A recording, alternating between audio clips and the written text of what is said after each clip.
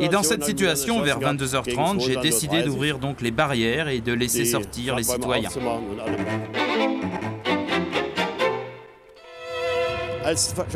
Quand Schabowski a déclaré, c'était à la suite d'une question d'un journaliste, que tous les citoyens de la RDA avaient le droit de sortir immédiatement, j'étais comme foudroyé. Depuis 25 ans, j'étais de service aux frontières, dans divers endroits de la RDA. Et j'étais sûr, d'une manière logique, qu'une déclaration, telle que l'a déclaré Schabowski, ne pourrait jamais entrer en vigueur. Au moment de l'annonce, j'étais en train de dîner et un morceau de pain m'est resté coincé dans la gorge. J'ai donc laissé mon dîner et j'ai couru au téléphone pour parler avec mon supérieur. Ce dernier avait aussi écouté la conférence de presse et il a dit « Si tu parles de la connerie que Schabowski a annoncée, je ne peux rien t'en dire.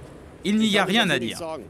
Continue à observer ce qui se passe chez toi et informe-moi encore une fois. »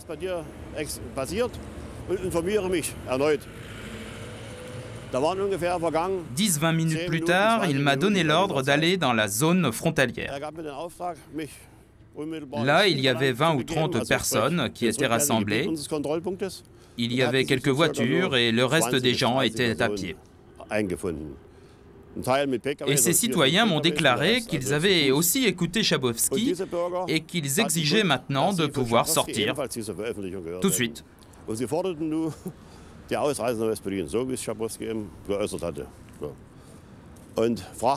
Ils nous ont demandé comment ils pouvaient aller à Berlin-Ouest. J'ai déclaré que nous n'avions aucun ordre pour qu'ils puissent sortir immédiatement. Nous avons expliqué que la loi sur les visas était toujours valable, c'est-à-dire qu'un citoyen de la RDA devait posséder un passeport et un visa valable. Autrement, cela ne pouvait pas marcher.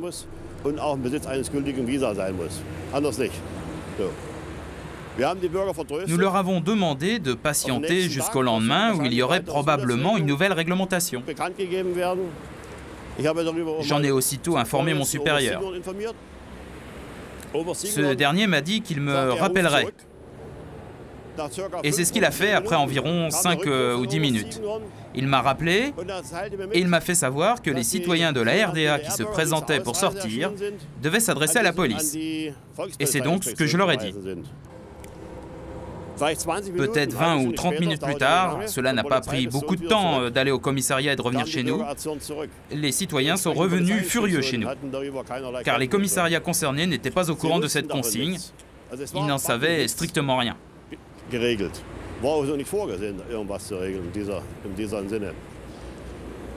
Donc, dans la pratique, rien n'était réglé, et rien n'était prévu. Les citoyens étaient furieux, c'est logique. Et ils nous ont accusés. Ils ont dit que c'était de notre faute, c'est-à-dire qu'ils croyaient que nous leur avions raconté des mensonges. Et ils demandaient donc encore plus énergiquement leur sortie vers Berlin-Ouest. Mais entre-temps, les 100 à 150 personnes sont devenues 1000 à 2000 personnes. De la Bornholmerstrasse jusqu'à la Schönhauser Allee, il y avait à peu près de 300 à 400 mètres. Et bien jusqu'au fond, les voitures formaient un bouchon. Et quant aux piétons, on n'arrivait plus à voir la fin de la foule. J'ai informé mon supérieur de la situation à plusieurs reprises et exigé que quelque chose soit décidé. D'abord, nous étions ici à un endroit précaire d'un point de vue de la sécurité. Gérer la situation, comme ce qu'il y a eu en Hongrie ou en Tchécoslovaquie, ce n'était pas possible ici. De plus, nous étions en charge de la circulation des diplomates de Berlin-Est à Berlin-Ouest, et inversement, et nous étions aussi en charge de la circulation des citoyens de l'Ouest, donc nous devions garder le point frontalier libre. Alors j'ai exigé que quelque chose soit enfin décidé. Après de longues discussions entre mon supérieur et le général Neubert, qui était responsable du département principal de la Stasi à l'époque, on a décidé que les citoyens de la RDA provocateurs, c'est-à-dire ceux qui se montraient le plus virulents dans leur demande de sortir, devaient être pris en charge et avaient le droit de sortir. On les enregistrait, c'est-à-dire on notait leurs noms et leurs adresses, et ces citoyens ont reçu sur leur passeport un tampon au coin inférieur de leur photo d'identité. Cela signifiait que ces citoyens, avec cette marque, ne pouvaient plus revenir. C'est-à-dire qu'en fait, on les expatriait.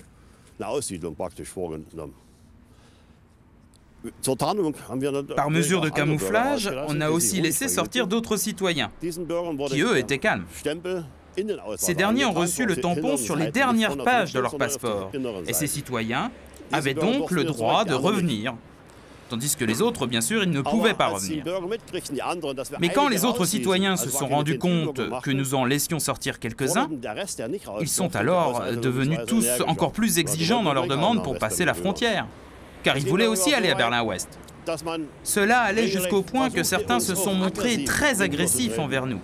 Ils disaient « Vous nous laissez sortir, sinon... » et ils déchiraient leur passeport. Comme le passeport était un document important pour nous en RDA, le fait de déchirer ce document était donc pour nous un délit. Alors j'ai informé mon supérieur de la situation et ce dernier a encore une fois appelé le général Neubert. J'avais le droit d'écouter la conversation, mais je n'avais pas le droit d'intervenir. Et c'est ainsi que j'ai appris qu'on mettait en doute mes explications concernant la situation. C'est-à-dire que le général Neubert demandait si la situation se passait vraiment comme le lieutenant-colonel Jäger le décrivait. Mon supérieur lui a répondu « Si le lieutenant-colonel Jäger dit que c'est comme ça, alors c'est comme ça, on peut lui faire confiance ». Je me suis alors énervé et j'ai crié dans l'appareil. « Si vous ne voulez pas me croire, mon général, je vais tendre le combiné dehors vers la foule et vous pourrez ainsi entendre ce que les masses populaires disent. » Alors on m'a exclu de la conversation. Apparemment, il ne fallait pas que j'entende la suite de leur conversation.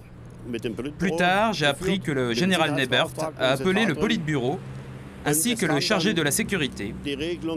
Et ils ont alors décidé de continuer à laisser sortir les citoyens sans autre dispositif réglementaire. Puis la pression a augmenté d'une telle manière à la frontière de la Bornholmerstraße que j'y ai vu un danger pour mes collaborateurs, pour leur vie, et aussi pour les citoyens qui se trouvaient de ce côté de la barrière frontalière. Nous devions en aucun cas utiliser des armes à feu contre les citoyens de la RDA. Cela aurait été un crime, en tout cas dans ce contexte. D'autre part, il existait le danger que les citoyens nous prennent nos armes et qu'ils les utilisent contre nous pour passer le mur. J'ai informé mon supérieur de la situation et je lui ai dit qu'il fallait trouver une solution, sinon je ne garantissais plus rien. Il m'a dit alors « Non, continue comme ça ». C'était vers 22h, 22h30. Vu la situation, j'ai décidé d'ouvrir les barrières et que tous ceux qui voulaient sortir le pouvaient et sans contrôle.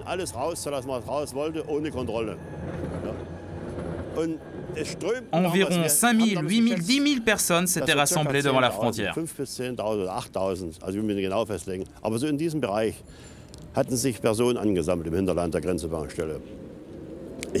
À l'époque, en raison de la situation, j'avais essayé de faire venir à la frontière, grâce à notre système d'alerte, tous les collaborateurs en congé ou qui étaient chez eux.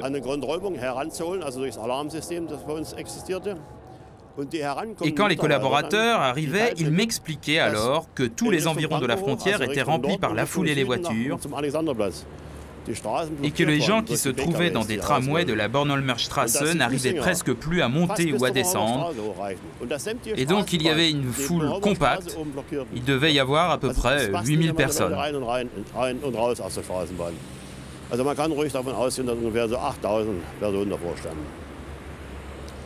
Et dans cette situation, vers 22h30, j'ai décidé d'ouvrir donc les barrières et de laisser sortir les citoyens. J'ai alors informé mon supérieur que j'avais arrêté le contrôle et je lui ai dit « Ici, il n'y a plus rien à retenir ». La seule chose qu'il m'a répondu, c'était « D'accord, mon garçon ». C'était son unique commentaire. Et à partir de ce moment-là, je n'ai plus eu aucune nouvelle de sa part jusqu'au lendemain.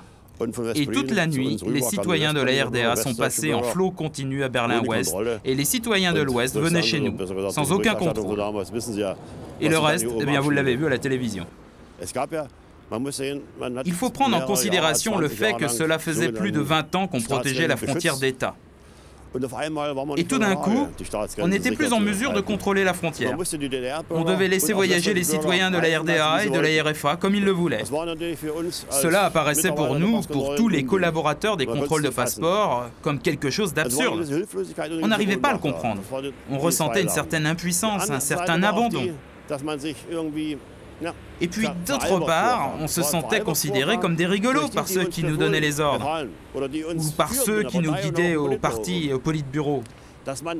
Particulièrement avec cette déclaration complètement hors du contexte et sans réfléchir aux conséquences, et en plus devant le monde entier, car il était prévisible que quelque chose se passerait. Que tout se soit passé si paisiblement, finalement, cela, on ne pouvait pas le prévoir. C'était grâce à nous et grâce aux citoyens, car il y aurait pu y avoir des provocateurs.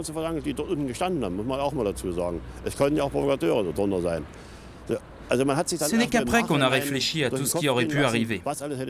Et alors, on a été vraiment heureux que rien de grave ne soit arrivé. Ce n'est que plus tard, une fois passé l'impuissance, l'abandon et le soulagement, quand rien de grave n'est arrivé, on s'est alors posé la question. Mais qu'est-ce qui s'est vraiment passé?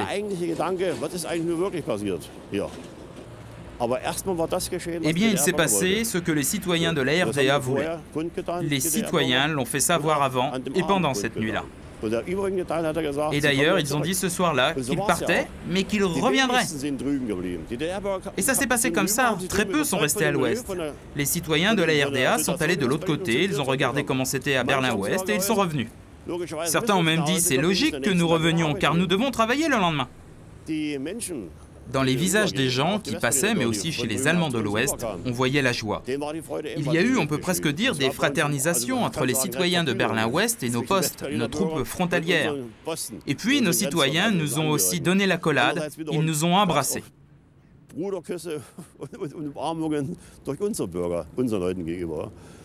me souviens aussi, il y avait des couples de jeunes mariés qui sont venus et nous ont donné le bouquet de la mariée. Il y a aussi des ambulanciers qui sont arrivés, ils ont laissé là leurs malades et ils sont allés de l'autre côté. Il y a eu des situations comme ça, et peu à peu, toute la pression disparaissait et éclatait alors la joie. Et cela a duré pendant les jours qui ont suivi.